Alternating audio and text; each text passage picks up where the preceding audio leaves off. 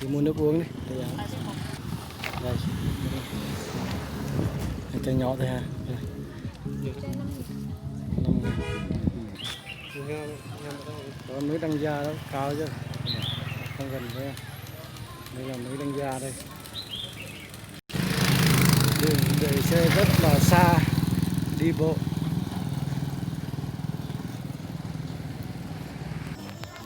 Cơm lam cà nướng này.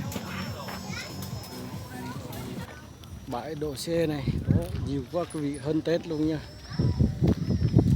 Cái này ngày 21 tháng 11 2020. Quá là đông các bạn, đông lắm. Đông khách chưa? Có cái tường này đẹp chưa? Tao với. Em vô với. Rất là đông nhé.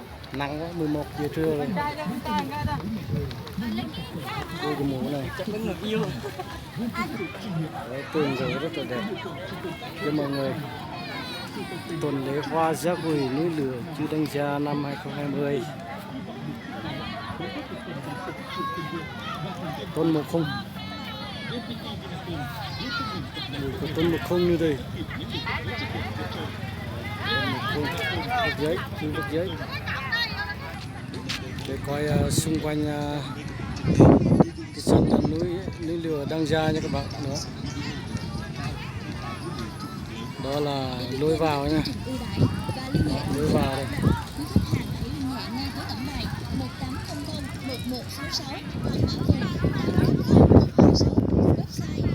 Đấy nằm ở dưới cái chân núi Đăng Gia luôn đó, núi Đăng Gia kia.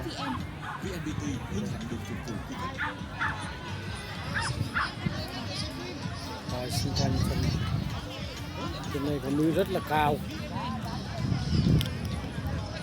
nằm dưới chân núi.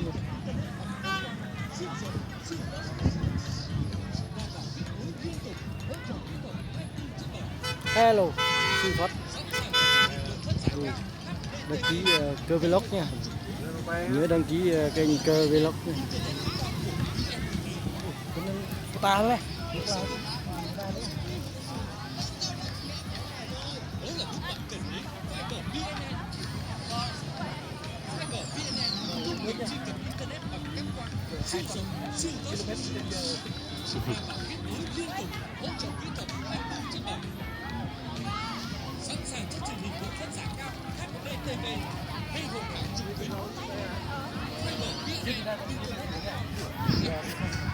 Tuyệt vời phải dừng vào.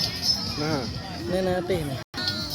Tôi quay nên dừng. Quay đó nè.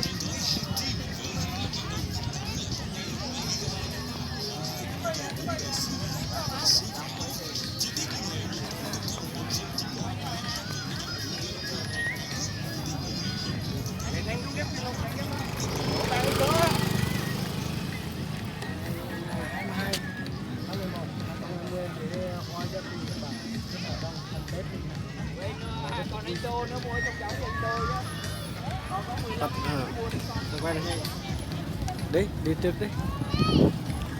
Đây. Người Gia Lai mình gọi là đây là cần gà nhé các bạn, cần gà bừng vào nhé, ăn tàu á. Không biết bên nhà kinh về cái gì đây. Chắc không có. Là cần gà bao. Ôi có cái đầu trâu đây. Để cho các bạn xem nhá, không gần đâu. Người ta ăn hồi hôm rồi, có cái đầu trâu khô rồi này. Đây. Nhà rông bọc bùng, đông lắm, rất vui. Mong quý vị thấy vui hay like chia sẻ đăng ký Cơ Vlog 81 nha các bạn. Nhà rông bọc bùng rất là cao, nằm dưới chân đồi núi Chư Đăng Gia Pleiku nha. Tuyên có tuyên chữ bá cao lắm. Đây, đàn bầu con á, đi này lá này bây giờ hết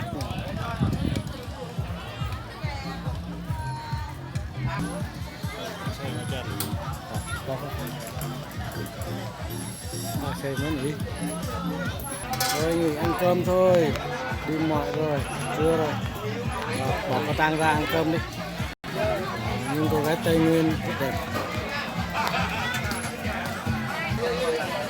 vui rất đông có món cơm lam gà nướng. Tôi xin chào quý vị nha, dừng clip ở đây trên tập tiếp theo nhé.